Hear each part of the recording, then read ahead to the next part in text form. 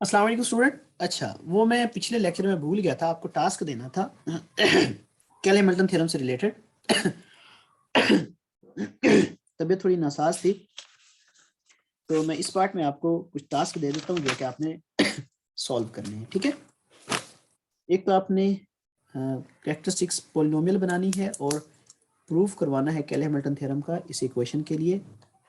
Matrix हमारे पास है 5 3 2 10 और दूसरी मैट्रिक्स है हमारे पास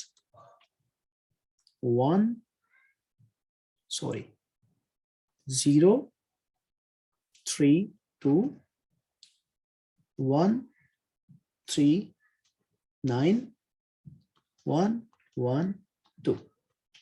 ओके, और तीसरी इक्वेशन मैट्रिक्स है आपके पास, चलें 2 1 4 6 2 3 2 0 1।